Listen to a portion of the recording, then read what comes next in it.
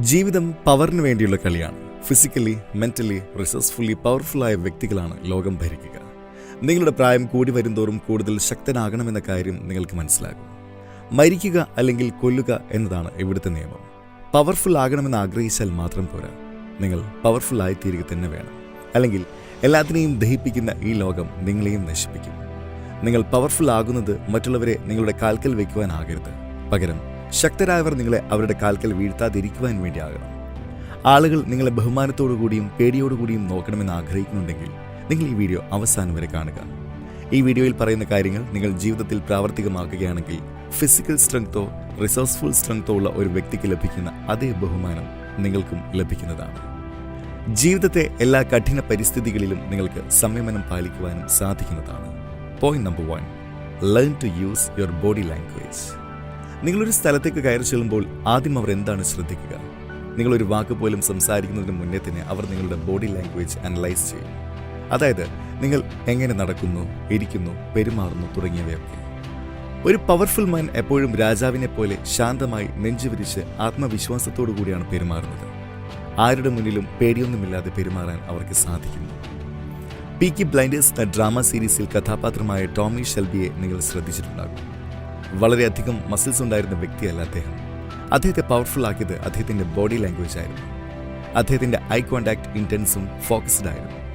ആരെയും dominant and powerful ആക്കുന്ന body ലാംഗ്വേജിൻ്റെ പ്രധാനപ്പെട്ട ഭാഗമാണിത്. കണ്ണിൽ നോക്കി സംസാരിക്കുമ്പോൾ നിങ്ങളുടെ ഉള്ളിലെ ധീരതയാണ് പുറത്തു വരുന്നത്. എന്നാൽ മറ്റെവിടെയെങ്കിലും നോക്കി സംസാരിക്കുമ്പോൾ നിങ്ങൾ ദുർബലനാണെന്ന ചിന്ത മറ്റുള്ളവർക്കുണ്ടാകും. വ്യക്തികളുടെ ആറ്റിറ്റ്യൂഡ് നോക്കി ജഡ്ജ് ചെയ്യുന്ന വ്യക്തികൾക്ക്, പ്രത്യേകിച്ച് പെൺകുട്ടികൾക്ക്, നിങ്ങളുടെ പെരുമാറ്റം കാണുമ്പോൾ തന്നെ നിങ്ങൾ ഉശിരുള്ള പുരുഷനാണോ അതോ വെറുമൊരു പയ്യനാണോ എന്ന് മനസ്സിലാക്കാൻ സാധിക്കും. Point number 2, voice tone and your talking style. Body ലാംഗ്വേജിന് ശേഷം നിങ്ങളിൽ മറ്റുള്ളവർ ശ്രദ്ധിക്കുന്ന ഒരു കാര്യമാണ് നിങ്ങളുടെ ശബ്ദവും നിങ്ങൾ സംസാരിക്കുന്ന രീതിയും. ഒരു ഡോമിനന്റ് മാൻ തൻ്റെ ശബ്ദത്തിൻ്റെ പ്രാധാന്യം മനസ്സിലാക്കുന്നു.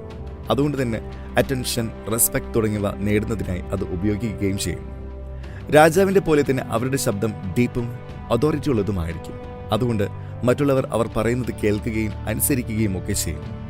നിങ്ങൾക്ക് നിങ്ങളുടെ ശബ്ദത്തെ കൂടുതൽ ഷാർപ്പും അട്രാക്റ്റീവുമാക്കാവുന്നതാണ്. ഇതിനുള്ള ആദ്യത്തെ സ്റ്റെപ്പാണ് നിങ്ങളുടെ ശബ്ദം ശാന്തമാക്കുക എന്നത്. അറ്റൻഷൻ നേടാനുള്ള ഒരേ ഒരു ചാൻസ് ഇതാണെന്ന് കരുതി 1 മിനിറ്റിൽ 1000 വാക്കുകൾ പറയുന്ന ഒരു വീക്ക് ബോയ് അല്ല നിങ്ങൾ. എപ്പോൾ വേണമെങ്കിലും അറ്റൻഷൻ നേടാവുന്ന ഡോമിനന്റ് മാൻ ആണ് നിങ്ങൾ. അതുകൊണ്ട് എപ്പോഴും കാംനെസ് ആൻഡ് കോൺഫിഡൻസോടുകൂടി സംസാരിക്കുക. മണ്ടന്മാരായ കുറച്ച് പേരുടെ കൂട്ടത്തിൽ നിങ്ങൾ ഇഗ്നോർ ചെയ്യപ്പെടുകയാണെങ്കിൽ അവർ പറയുന്ന മണ്ടത്തരങ്ങൾ നിങ്ങൾ മിണ്ടാതിരുന്ന് കേൾക്കുക.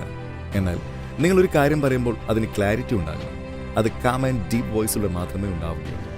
അതുകൊണ്ട് സംസാരിക്കുമ്പോൾ ഡീപ്പ് ആൻഡ് കാം വോയിസ് ഉപയോഗിച്ച് ആളുകളെ ഇമ്പാക്ട് ചെയ്യുന്ന രീതിയിൽ സംസാരിക്കുക. Point number 3, control your emotions. Emotions control ചെയ്യുക എന്നതുകൊണ്ട് നിങ്ങൾ ഇൻറ്റൻസീവ് അല്ലെങ്കിൽ ഇമോഷണൽലെസ് ആവുക എന്നല്ല ഉദ്ദേശിക്കുന്നത്.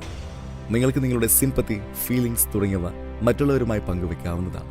എന്നാൽ നിങ്ങൾ നിങ്ങളുടെ വികാരങ്ങളെ നിയന്ത്രിക്കുക എന്നതാണ് പ്രധാനപ്പെട്ട കാര്യം. ഒരു ഡോമിനന്റ് മാൻ എല്ലാ സാഹചര്യങ്ങളെയും, അതിപ്പോൾ നല്ലതാണെങ്കിലും വളരെയധികം മോശമാണെങ്കിലും, ശാന്തമായി കൈകാര്യം ചെയ്യാറുണ്ട്. എന്നാൽ ഇതെങ്ങനെയാണ് ചെയ്യാൻ സാധിക്കുന്നത്? അതിനുവേണ്ടി നിങ്ങൾ നിങ്ങളുടെ ഇമോഷൻസിനെ പറ്റി ആഴത്തിൽ പഠിക്കേണ്ടതായിട്ടുണ്ട്.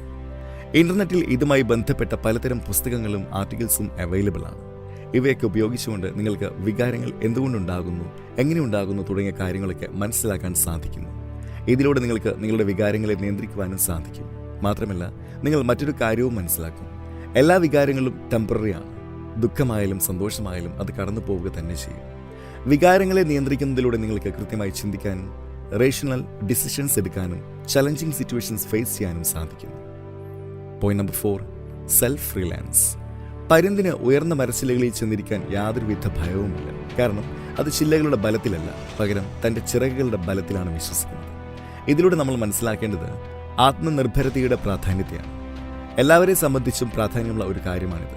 എന്നാൽ പുരുഷന്മാർക്ക് ഇത് കുറച്ച് കൂടുതൽ അനിവാര്യമാണ്. കാരണം നിങ്ങൾ ആരും തന്നെ സഹായിക്കില്ല. എന്നാൽ എല്ലാവരും നിങ്ങളിൽ നിന്നും സഹായം പ്രതീക്ഷിക്കാറുണ്ട്. ഇത് ലോകത്തിൻ്റെ സത്യമാണ്. നിങ്ങളൊരു പുരുഷനാണെങ്കിൽ നിങ്ങളുടെ സൗന്ദര്യവും സത്യസന്ധതയും ഉപയോഗിച്ച് ഒരിക്കലും ടഫ് സിറ്റുവേഷൻസിനെ നേരിടാൻ നിങ്ങൾക്ക് സാധിക്കില്ല. അതുപോലെ തന്നെ മറ്റുള്ളവർ നിങ്ങളെ സഹായിക്കുകയുമില്ല. അതുകൊണ്ട് ഡോമിനന്റ് മാൻ ആകുന്നതിനായി സെൽഫ് റിലയൻ്റ് ആവുക തന്നെ വേണം. Point number 5, physical fitness. ഒരു ഡോമിനന്റ് മാൻ മെന്റലി ഷാർപ്പ് മാത്രമല്ല, ഫിസിക്കലി ഫിറ്റുമായിരിക്കും. ഫിസിക്കൽ ഷാർപ്പ് മെയിൻറ്റെയിൻ ചെയ്യുന്നതിന് നിങ്ങൾക്ക് സൗന്ദര്യം മാത്രമല്ല വളരെയധികം എനർജിയും സ്റ്റാമിനയും നൽകും. ട്രൂലി ഡോമിനന്റ് മാന് physical fitness, martial arts training തുടങ്ങിയവയുടെ പ്രാധാന്യം നല്ല രീതിയിൽ അറിയാമായിരിക്കും. അട്രാക്റ്റീവ് ബോഡി ഉണ്ടാകുന്നത് നല്ലതാണ്, എന്നാൽ ഏത് സാഹചര്യത്തെയും നേരിടാൻ തക്കതായ ആരോഗ്യമാണ് പ്രധാനം.